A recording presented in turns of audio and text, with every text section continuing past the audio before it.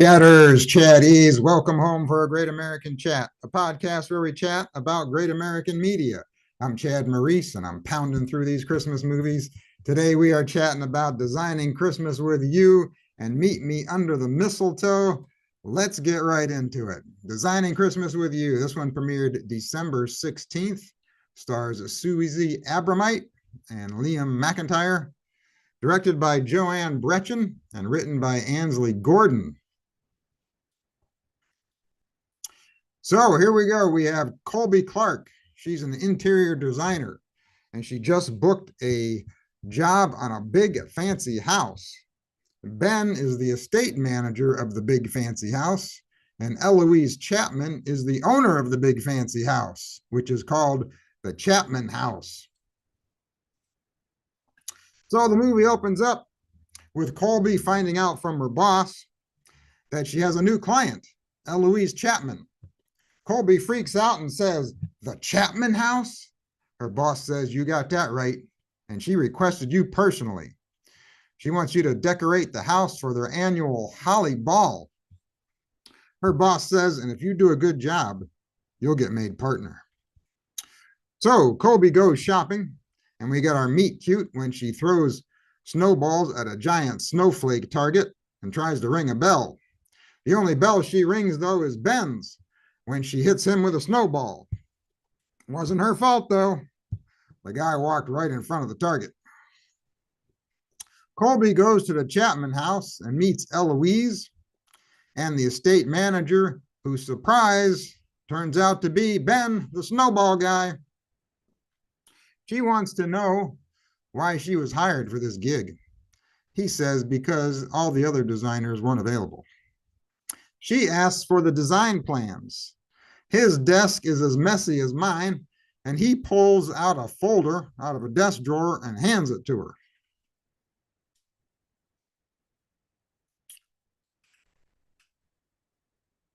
Okay, where are we? Okay. Colby tells her sister how difficult Ben is. That's her. Wait, where? Oh, there's her sister over there, upper left. He's trying to tell her how to design the house, but she doesn't want his input.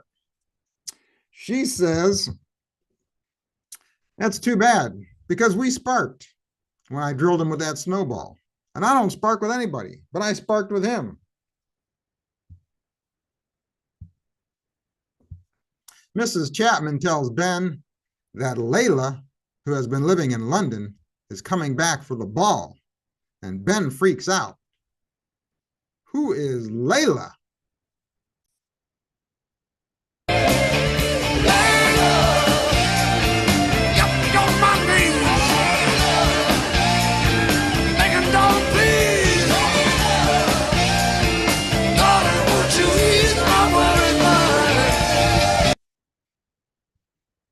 Layla. Yeah, we don't find out who she is until later in the movie. Colby is looking through a Chapman photo album and finds a picture of her grandmother. What's that all about? Colby's boss tells her some newspaper or magazine or something like that wants to do a story on her and the Chapman house. Ben tells Colby he applied for a job in Tuscany, but now he is having second thoughts after Colby told him the foundation is struggling financially. Colby tells him she is hosting Christmas for her family this year, but doesn't know how to cook. He says, "I know how to cook. I can help you." And you know what? Ben looks like a chef. I'll bet this actor is a good cook. That's what I think. So while they are talking, Ben gets a call from Layla, but he doesn't answer it. He obviously doesn't want to talk to her, whoever she is. Colby and Ben are butting heads on decorating the house. Ben wants the house decorated one way. She wants it decorated a completely different way.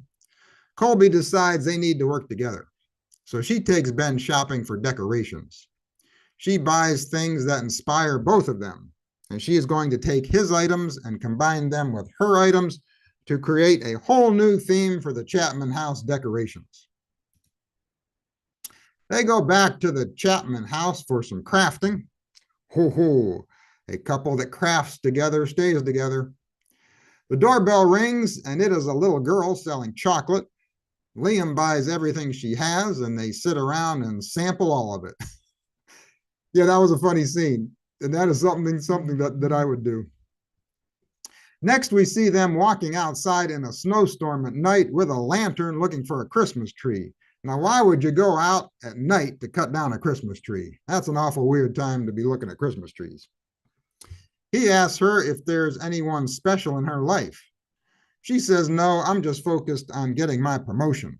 Aren't they all? Everyone in these movies, they always want a promotion. They look up and see they are standing under mistletoe. So you know what that means. Nope. They surprise us. They don't do it. Both of them say no. Bummer.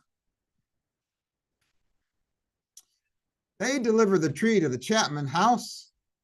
They try to agree on a tree topper. He says a star, she says an angel. They don't agree on anything, but they do agree on where the mistletoe should be hung, even though they won't be using it.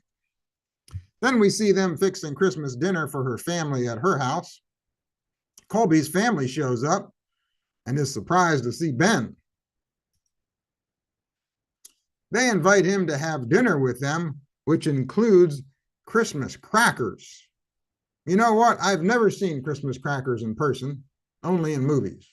They look fun, though. After dinner, she says they need to start decorating the Chapman house in the morning because all the decorations she ordered have arrived. He says, I can't. I have my job interview. So he goes home, and then they exchange some text messages while they're both lying in bed. They both type that they will miss each other tomorrow morning, but then they both erase it. I really like this scene too. We've all been there and done that, where we've started to text something to someone, but then erased it before sending. So yeah, I think that's something we can all relate to. Next morning, Ben has his interview over Zoom, and Mrs. Chapman overhears his conversation. Ooh, uh-oh. Colby and Ben decorate the house. Colby sings A Silent Night. The journalist shows up to interview them. The reporter interviewing them gets the wrong idea and quotes Ben as saying the decorations and the themes were all his idea. They are getting ready to leave, and Layla shows up. Layla, who we find out is Mrs. Chapman's daughter. Colby realizes that Layla and Ben are more than just acquaintances, so she bugs out. Turns out there is nothing going on between Ben and Layla. She is engaged. She probably got engaged to some English bloke she met over in London. Layla tells Ben to ask Colby out. Colby then overhears Ben talking to Layla. Oh, and we get our eavesdropping, taken out of context conflict right here. Mrs. Chapman tells Colby she knew her grandmother, and that is why she hired her. She explains, your grandmother had a wonderful, wonderful heart for charity and giving, and I knew if you were anything like her, you would be perfect for this job. Mrs. Chapman says, it's so nice having a Clark back in my life. Oh, this is my favorite scene in the movie right there. Over there. Nope, over there. How do I point? Well, you get the idea. That one. Yeah, that's my favorite movie. When Mrs. Chapman is talking to Colby and talking about her grandmother. That was a great scene. Colby thinks she is finished decorating, but her boss shows up and tells her she was supposed to decorate 6 rooms. Colby thought there were only 5 because the plan she was given only said 5. So she gets upset with Ben, and then the article the journalist wrote comes out, and she gets more upset. Ben tries to explain that he was misquoted, but she doesn't want to hear it. She forgives him a little bit, though, when Ben has an angel treetop delivered to her. Time for the Holly Ball Christmas party. Colby has her red dress moment coming down the stairs. Colby and Ben find themselves outside. Colby's boss tells her she made partner because Ben talked to the reporter and got the article republished. Ben got the job in Italy, but he turned it down. Why would you do that, man? He says he is going to stay and get attached. Colby says, attached with Layla? He says, Layla? What are you talking about, Willis? She says, I overheard you two talking in the kitchen. He says, I was talking about you. Oh, it was just a big misunderstanding. They kiss, and they are going to decorate the Chapman house happily ever after.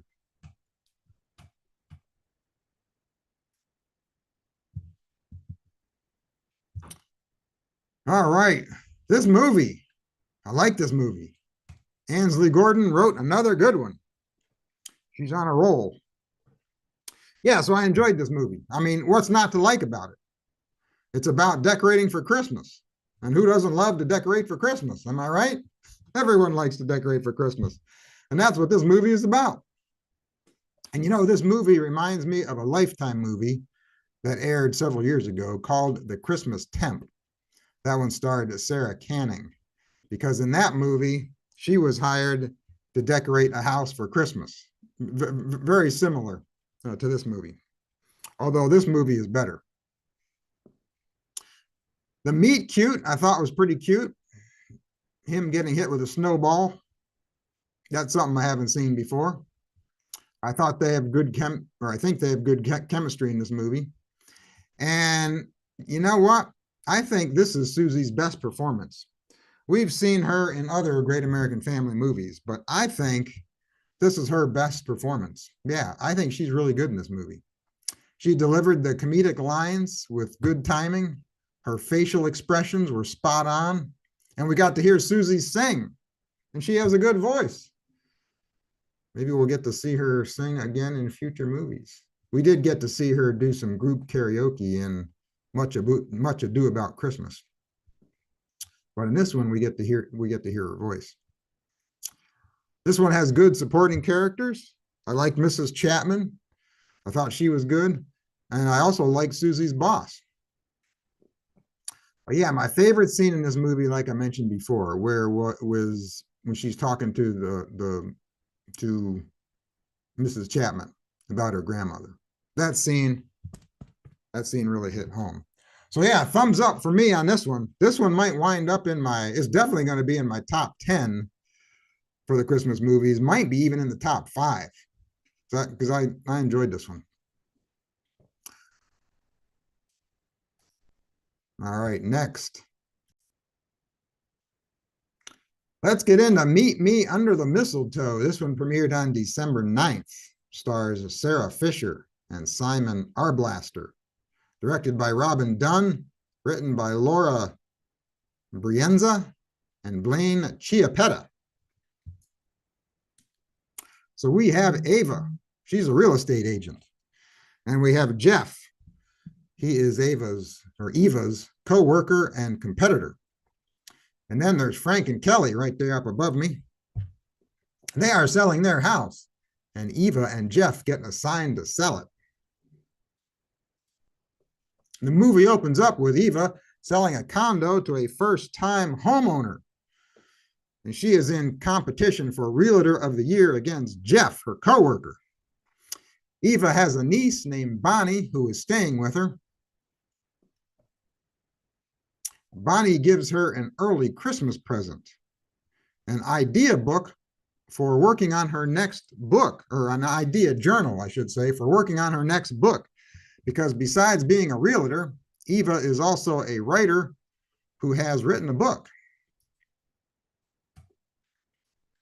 A couple, Frank and Bonnie, come in to list their house, and Jeff tries to steal the deal from Eva.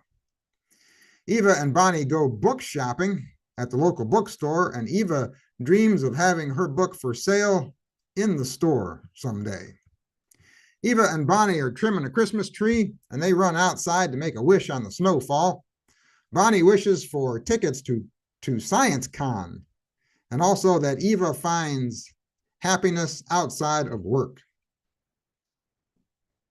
The Greers, Kelly and Frank, come back the next day, and they want Eva and Jeff to share the listing. Eva and Jeff go to the Greers' house. They find out Kelly and Frank run the Merry Mistletoe booth at the Christmas fair, a booth where 13 couples who have gotten engaged had their first kiss under their mistletoe. I guess strangers like to kiss at this Christmas fair. Mono must be running rampant in this town.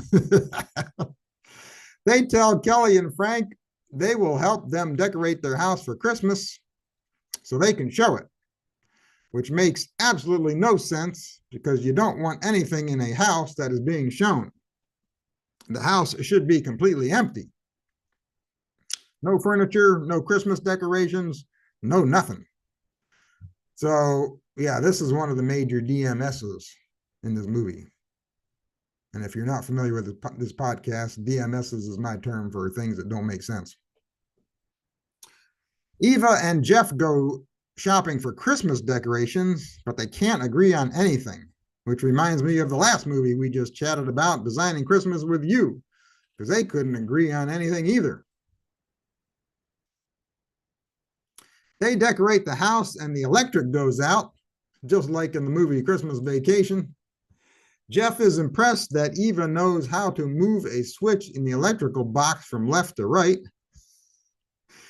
Eva shows Jeff the journal Bonnie gave her and tells him she wrote a book called Probable Clause, and it is a Christmas mystery that was never published. Yeah, and I love that title, Probable Clause. I think someone needs to write a movie with that title.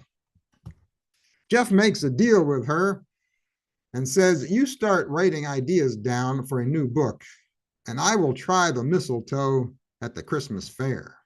Ooh, really? Eva, Bonnie, and Jeff have fun at the Christmas fair. And Jeff is starting to like Eva, although she's not on board. Eva finds out that Jeff is an artist, and he draws houses that he sells and gives the drawings to his clientele. Eva says, why don't you draw Frank and Kelly's house, and we will put it on display for the open house? And he suggests that they do it together. After the open house, Frank and Kelly get an offer on their house. Eva thinks they should take it, but Jeff disagrees. He tells them not to take it, and Eva gets upset. She also gets upset because she tries to get tickets to the science con that Bonnie wants to go to, but it is all sold out. Jeff apologizes to her by getting her tickets to the science con because he knows one of the headliners. He explains to Eva the reason he told Kelly and Frank to turn down the offer on their house was because he proposed to some woman 5 years ago after kissing her under their mistletoe, and she told him no. So we get another DMS here. I mean, what does that have to do with selling their house? Him getting turned down in a marriage proposal? I don't know. I didn't get the connection. They take a planting class from Kelly, and she shows them where she grows her mistletoe. Eva invites Jeff to her house for a movie marathon with Bonnie. She goes to show him her book, but it is missing. It's not in the drawer. Bonnie has it because Jeff asked her to scan it and email him a copy. So Eva gets all upset and tells him to leave. Next day, Eva goes to the bookstore and finds Jeff there. He explains he had Bonnie scan her book so he could get it published and put it on the bookshelf since she said earlier she would love to see her book in the bookstore. He says it is your secret Santa gift. She loves it, and then she forgives him.